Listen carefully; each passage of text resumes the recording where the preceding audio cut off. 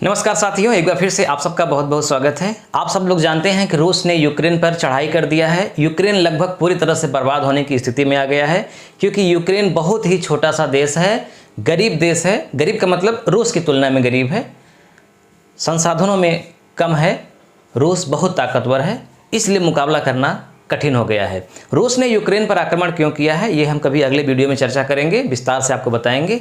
आज हमारा मुद्दा ये है कि यूक्रेन में जो हमारे भारतीय छात्र मेडिकल की पढ़ाई करने के लिए गए हैं वो फंसे हुए हैं। कुछ वहाँ से वापस आ गए, कुछ अभी वहाँ पे फंसे हुए हैं।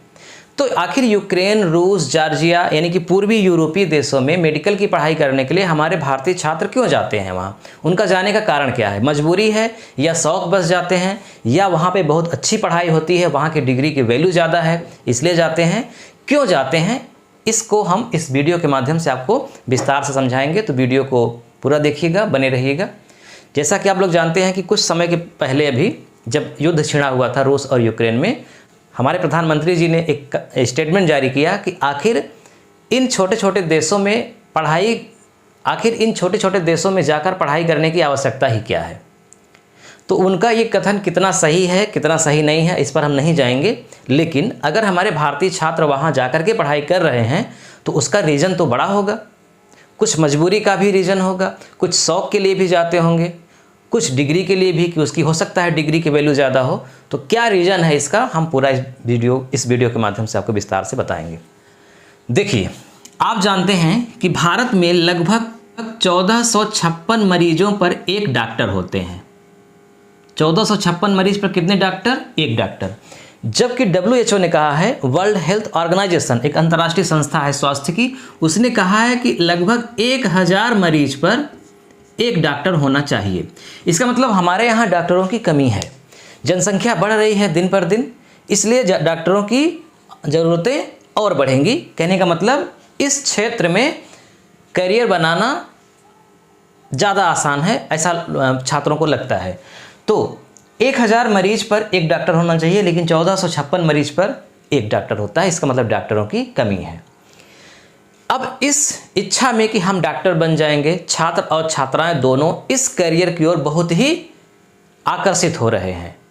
और भारत में जो मेडिकल की सीटें हैं लगभग इस समय 90,000 के आसपास हैं, या 1 लाख के आसपास। तो 90,000 सीट हैं। इन 90,000 सीटों के माध्यम से मेडिकल की पढ़ाई होगी। अब देखिए, भारत में एक संस्था है नीट, इसका फुल फॉर्म होता है national eligibility cum entrance test, यानी राष्ट्रीय योग्यता सह प्रवेश परीक्षा। ये क्या है? यह हर साल एक एंट्रेंस का एग्ज़ाम करवाती है। जो छात्र MBBS या BDS या आयुष में एडमिशन लेना चाहते हैं, उन छात्रों को इस परीक्षा से गुजरना होता है। यह एक एंट्रेंस एग्ज़ाम है। इस एग्ज़ाम में जिसकी मेरिट हाई रहती है, जिसका अंक बहुत ज़्यादा होता है, ऊपर से छांट लिया जाता है, उतने बच्चों का MBBS, BDS और आयुष में एडमिशन हो जाता है। बाकी जो थोड़ा सा कमज़ोर हैं उनका एडमिशन नहीं हो पाता। और जब एडमिशन होता भी है तो प्राइवेट कॉलेज और सरकारी कॉलेज दोनों की अच्छी खासी फीस है। 5 साल की फीस लगभग औसतन 50 लाख के आसपास होती है, इससे भी ज़्यादा। कहीं कहीं प्राइवेट कॉलेजों में 1 करोड़ तक फीस है। तो भारत में मेडिकल की पढ़ाई करने में 2 समस्याएं हैं। पहली कि एडमिशन लेना ही मुश्किल हो गया है। दूसरा, एडमिशन के बाद बहुत ज़्यादा पैसा।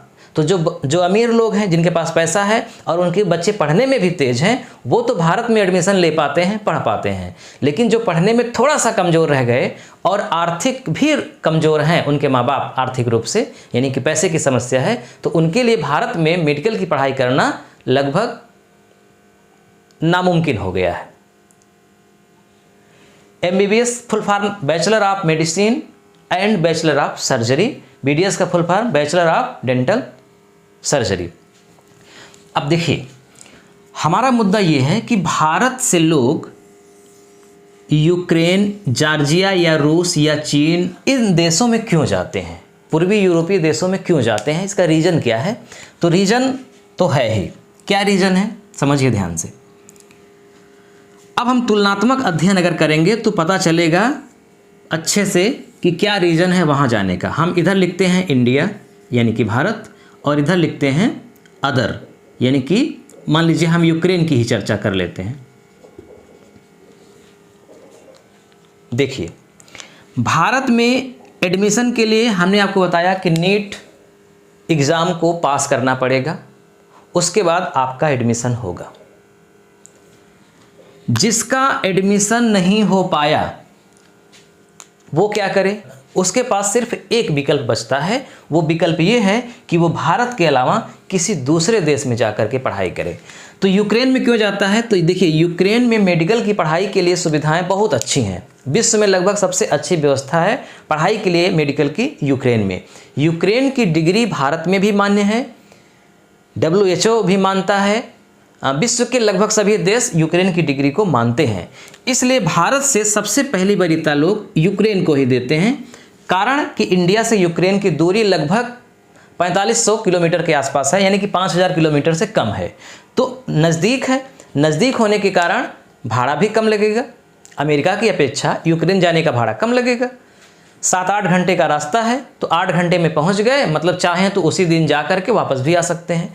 तो कहने का मतलब नज़दीक है, भाड़ा कम है, इसलिए आकर्षित होते हैं। दूसरा, भारत में 5 साल की मेडिकल की पढ़ाई के लिए औसतन 50 लाख रुपए खर्च होता है। औसतन, मैं बता रहा हूँ, इससे ज़्यादा ही होता है, 50 लाख 5 साल में। वहीं यूक्रेन में सिर्फ 20 से 25 लाख औसतन, यानी आधा मान लीजिए, आधे से भी कम। तो फीस भी आधी, सुविधा भारत से कहीं ज़्यादा। और ध्यान रहे, ये 20 से 25 लाख जो रुपए हैं, इसमें पढ़ाई की फीस, रहने की फीस, खाने की, यानी कि रहना भी इसी में है, खाना भी इसी में है, सारी सुविधाएं इसी में हैं, इसके अलावा कुछ अलग से लगने वाला नहीं है।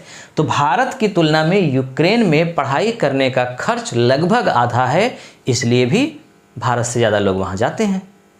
दूसरा, भारत में एडमिशन कराने के लिए एंट्रेंस देना पड़ेगा, है ना, टेस्ट से गुजरना पड़ेगा, और उस टेस्ट में अच्छा नंबर आना चाहिए, तब एडमिशन हो पाएगा।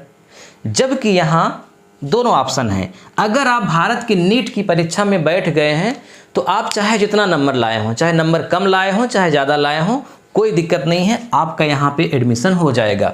यहाँ पे कुछ कॉलेज, प्राइवेट कॉलेज ऐसे भी हैं जो डायरेक्ट भी एडमिशन ले लेते हैं, मतलब कोई भी आप एंट्रेंस एग्जाम ना दिए हों, फिर भी आप डायरेक्ट वहाँ जा कर के एडमिशन ले सकते हैं।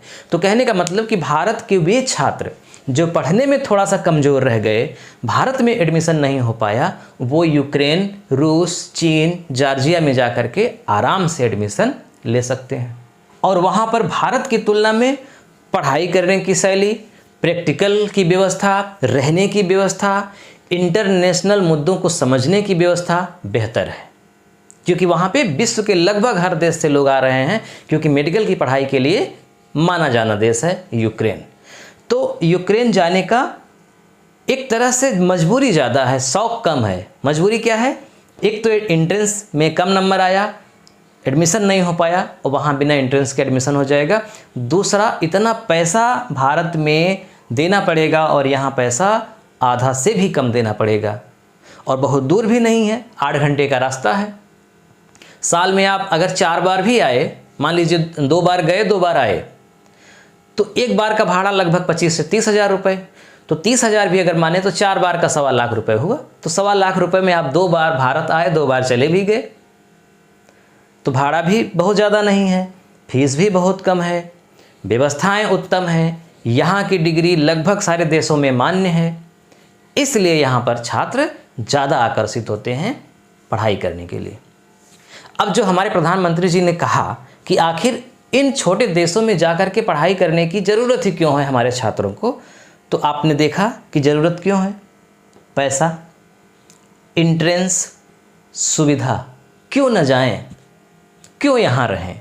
जिनके पास पैसा है और उनके बच्चे, ध्यान रहे, पैसा के साथ साथ उनके बच्चे पढ़ने में बहुत अच्छे हों, मतलब एंट्रेंस एग्ज़ाम में अच्छा नंबर लाएं, तब एडमिशन हो पाएगा, अन्यथा नहीं। तो इन सब कारणों से यहाँ पे ज़्यादा झुकाव होता है बच्चों का। अब देखिए, जो हमारे भारतीय छात्र यूक्रेन में थे, पढ़ाई कर रहे थे, डिग्री उनकी कंप्लीट नहीं हुई है, बीच में ही छोड़कर आना पड़ गया है, तो उनके लिए बड़ा संकट आ गया है कि वो पढ़ाई अपनी कंप्लीट कैसे करेंगे, है ना। तो अब इसके लिए देखिए, जब वहाँ पे स्थिरता होगी, युद्ध शांत होगा, तो फिर वो लोग निर्णय करेंगे कि कैसे करना है। अभी तो उनका लक्ष्य है कि कैसे युद्ध को शांत किया जाए, कैसे अपनी बर्बादी को रोका जाए, है ना। तो कहने का मतलब कि अगर भारत सरकार सचमुच चिंतित है, वो सचमुच चाहती है कि हमारे देश के छात्र इन छोटे छोटे देशों में जा कर के पढ़ाई न करें, तो इसके लिए क्या करना होगा सरकार को, जितनी व्यवस्था यहाँ पर है, जो सुविधाएं यहाँ पर हैं, वही सुविधाएं इंडिया में करनी होगी। फीस बहुत कम करना होगा, एंट्रेंस की प्रक्रिया ऐसी करनी होगी ताकि अधिक से अधिक लोगों का एडमिशन हो सके। तो वीडियो कैसा लगा कमेंट करके आप ज़रूर बताइएगा। मिलते हैं नेक्स्ट वीडियो में, तब तक के लिए नमस्कार।